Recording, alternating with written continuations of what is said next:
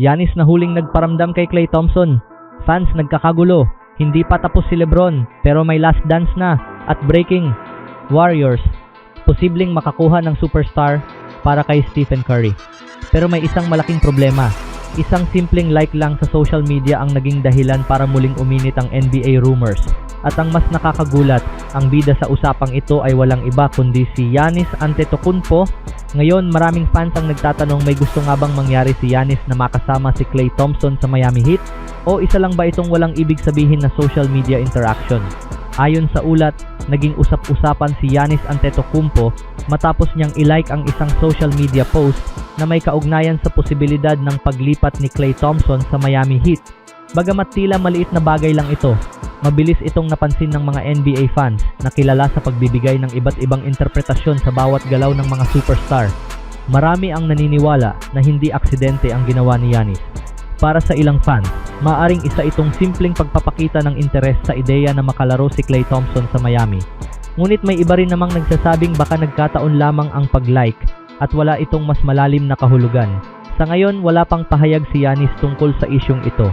Lalong naging mainit ang usapan dahil matagal nang inuugnay si Klay Thompson sa iba't ibang trade at free agency rumors. Kilala si Klay bilang isa sa pinakamahusay na 3-point shooter sa kasaysayan ng NBA, kaya kung sakaling mapunta siya sa Heat, malaking dagdag ito sa opensa ng koponan. Ang kombinasyon ni Giannis Antetokounmpo, Bam Adebayo at Klay Thompson ay tiyak na magpapalakas sa tsansa ng Miami na makalaban para sa kampyonato. Gayunpaman, mahalagang tandaan na wala pang opisyal na usapan o trade negotiation sa pagitan ng Miami Heat at kampo ni Klay Thompson. Ang buong usapan ay nagsimula lamang dahil sa social media activity ni Giannis, kaya nananatili itong haka-haka sa ngayon. Hindi ito ang unang pagkakataon na naging malaking balita ang isang simpleng social media interaction sa NBA. Sa mga nakaraang taon, maraming trade rumors ang nagsimula lamang sa isang follow, like, o emoji. Kaya hindi nakatakatakang maging mapanuri ang mga fans sa bawat kilos ng kanilang mga paboritong manlalaro. Sa ngayon, wala pang makapagsasabi kung may katotohanan ba ang mga espekulasyon. Ngunit isang bagay ang malinaw, anumang galaw ni Giannis Antetokounmpo ay agad na nagiging malaking balita, lalo na kung may kinalaman ito sa isa pang NBA superstar tulad ni Klay Thompson. At habang wala pang opisyal na pahayag mula sa dalawang kampo, siguradong magpapatuloy ang mga haka-haka sa social media. Kayo, ano ang masasabi ninyo? Sa tingin ba ninyo, may ibig sabihin ang social media move ni Giannis? Samantala, isang napakalaking balita ang tumambad sa mundo ng NBA matapos lumabas ang ulat na malapit nang magkaroon si LeBron James ng sarili niyang The Last Dance style documentary.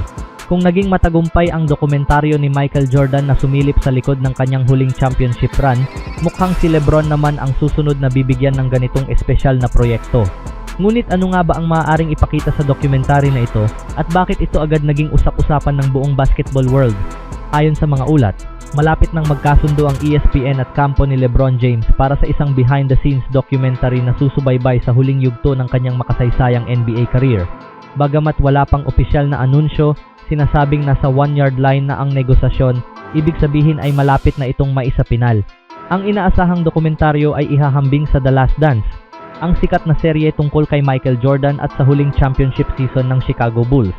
Ngunit sa pagkakataong ito, ang sentro ng kwento ay si LeBron James at ang kanyang misyon na makuha ang ika-5 NBA championship sa huling bahagi ng kanyang karera. Ayon sa ulat, isasama rin sa proyekto ang mga never-before-seen footage mula pa sa iba't ibang yugto ng kanyang mahigit 2 dekadang NBA journey. Isa sa mga inaabangang bahagi ng dokumentary ay ang eksklusibong pagsilip sa buhay ni LeBron sa loob at labas ng court. Mula sa kanyang paghahanda bago ang bawat laro, pakikisalamuha sa mga kakampi, hanggang sa mga pribadong sandali na hindi kailanman nakita ng publiko. Ito ang klase ng content na matagal nang hinihintay ng kanyang mga tagahanga. Gayunpaman, may isang bagong development na lalong nagpainit sa usapan. Matapos lumabas ang mga ulat, itinanggi ng business partner ni LeBron na si Maverick Carter na mayroon ng pinal na plano para sa isang retirement-style documentary. Ayon sa kanya, hindi pa nga raw alam ni LeBron kung kailan talaga matatapos ang kanyang NBA career, kaya hindi dapat isipin ng mga tao na ito na ang opisyal na last dance ng basketball legend. Sa kabila nito, marami pa ring naniniwala na kung matutuloy ang proyekto, isa ito sa magiging pinakamalaking sports documentaries sa kasaysayan. Hindi lamang dahil sa pangalan ni LeBron James, kundi dahil masasaksihan ng mga fans ang huling kabanata ng isa sa pinakamahuhusay na manlalarong naglaro sa NBA. Sa ngayon, wala pang opisyal na petsa kung kailan ilalabas ang dokumentaryo o kung tuluyan na nga ba itong matutuloy. Ngunit isang bagay ang sigurado, anumang proyekto na magpapakita ng tunay na kwento sa likod ng karera ni LeBron James ay tiyak na aabangan ng milyon-milyong basketball fans sa buong mundo. Kayo, ano ang masasabi ninyo? Mas magiging maganda ba ang documentary ni LeBron James kaysa sa The Last Dance ni Michael Jordan o masyado pang maaga para ikumpara ang dalawa? I-comment ang inyong opinion sa ibaba. Sa ibang balita naman, mukhang may pag-asa pa ang Golden State Warriors na mabigyan ng panibagong superstar si Stephen Curry bago magsimula ang bagong NBA season. Ngunit ayon sa pinakahuling ulat, may isang napakalaking hadlang na maaaring pumigil sa lahat ng plano ng Warriors. Ano nga ba ang catch na ito? At may pag-asa pa bang makabalik ang Golden State sa championship conversation? Sa buong off-season, isa ang Warriors sa mga koponang pinakaaktibong inuugnay sa iba't ibang superstar. Ngunit sa kabila ng sunod-sunod na trade rumors, wala pa rin silang nagagawang malaking hakbang para mabigyan ng panibagong elite teammate si Stephen Curry. Dahil dito, maraming fans ang nagsimulang magtanong kung masasayang na ba ang natitirang prime years ng kanilang franchise player. Gayunpaman, ayon sa ulat, hindi pa tuluyang sarado ang pinto para sa Warriors. May posibilidad pa rin silang makakuha ng isang malaking pangalan sa pamamagitan ng trade. Ngunit narito ang malaking problema, kailangan muna nilang maghintay hanggang sa maging available ang tamang player at handa rin silang isuko ang ilan sa kanilang mahahalagang asset. Ibig sabihin, hindi sapat ang kagustuhan lamang ng Golden State.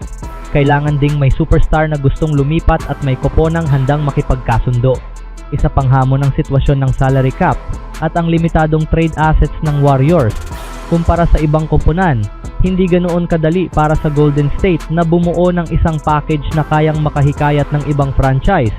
Dahil dito, posibleng kailangan nilang isama ang ilan sa kanilang batang talento o future draft picks kung talagang gusto nilang makakuha ng isang all-star caliber player.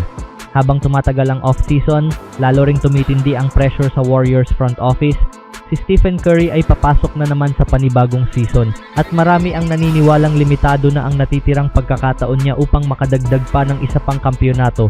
Kung walang malaking pagbabago sa roster, maaaring mahirapan silang makipagsabayan sa mas batang powerhouse team sa Western Conference. Sa ngayon, wala pang opisyal na trade na nalalapit, ngunit malinaw na patuloy na naghahanap ang Warriors ng paraan upang makahanap ng isa pang superstar na makakatulong kay Curry. Ang tanong na lamang ay kung may tamang player na magiging available at kung handa bang bayaran ng Warriors ang presyong hinihingi para sa isang blockbuster deal. Kung sakaling mangyari ito, maaaring magbago ang buong takbo ng Western Conference. Ngunit kung mabibigo silang makakuha ng isa pang star, posibleng mapilitan ang Warriors na umasa sa kasalukuyan nilang roster sa isa na namang napakahirap na season. Kayo, ano sa tingin ninyo? Dapat bang isugal ng Golden State Warriors ang kanilang future draft picks at mga batang manlalaro para makakuha ng superstar na makakatulong kay Stephen Curry? O mas mabuti nang panatilihin ang kanilang long-term plan? I-comment ang inyong opinion sa ibaba at huwag kalimutang mag-like, mag-subscribe at pindutin ang notification bell para lagi kayong updated sa pinakabagong NBA news at trade rumors